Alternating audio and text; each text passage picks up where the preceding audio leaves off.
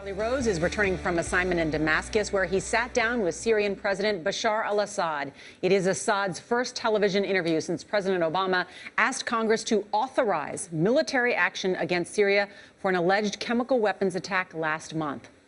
The White House says more than 1,400 people died in the attack, including 400 children.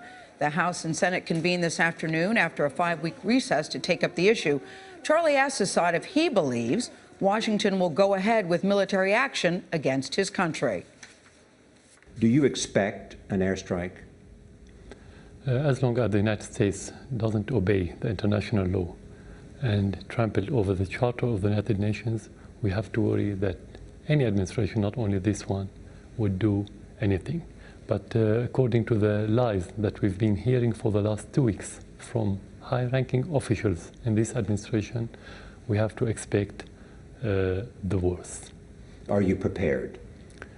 We've been living in difficult circumstances for the last 2.5 years, and we prepare ourselves for every possibility. But that doesn't mean if you're prepared, things would be better. It's going to get worse with any foolish strike or stupid war.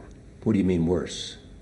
Worse because of the repercussions, because nobody can tell what the repercussion of the first strike, or you're talking about one region, bigger region. It's not only about Syria. It's interlinked region.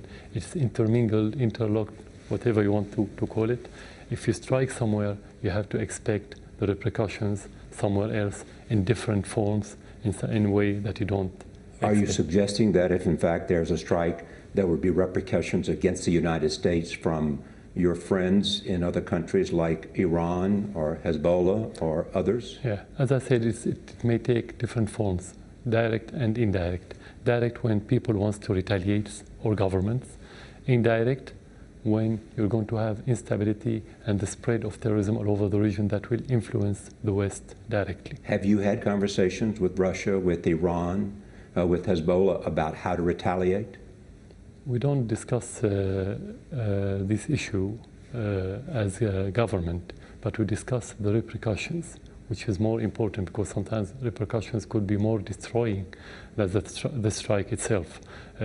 Any American strike will not destroy as much as the terrorist has destroyed in Syria. So sometimes the repercussions could be many doubles the strike itself.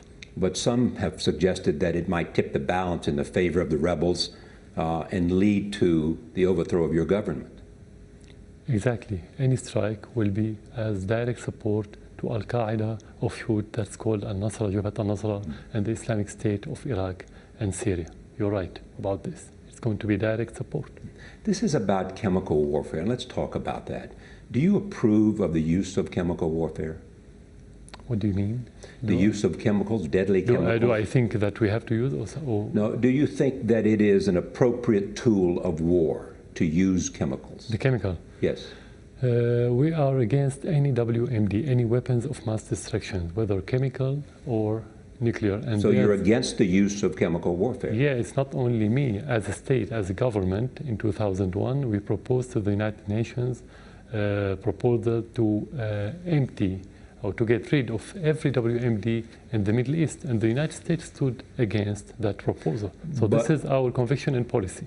But you're not a signatory to the chemical warfare not yet. agreement. Not Why yet. not? Because Israel has WMD and it has to sign, and Israel occupying our land. So that's why we talked about Middle East, not Syria, not Israel. It should be comprehensive. Do you consider chemical warfare equivalent to nuclear warfare?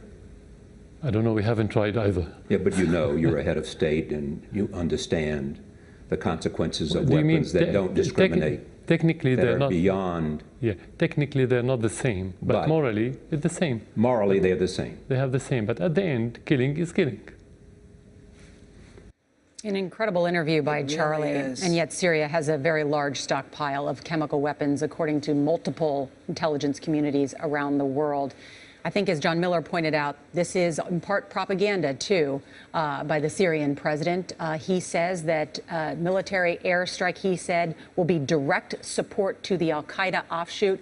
In the full interview that you will see tonight on PBS, you will see Charlie press President Assad very hard just how many of these rebels, these opposition, are actually Al-Qaeda. He's very matter of fact and very in control. And I think for many in the American public, this is the first time we've ever heard him speak. And he's making it clear that he says he didn't do it, that he had nothing to do with the chemical release. You have a very soft-spoken guy who at least seems, outward appearances, to be non-threatening, who's making these not-so-subtle threats and very dangerous statements. I think that separation in this interview is striking. We're going to see more of that. And he's clearly paying attention to what we're doing here in the United States. In our next half hour, Assad tells Charlie what he says to those who call him a butcher. You can see the entire interview with Syrian President Assad tonight on Charlie Rose on PBS.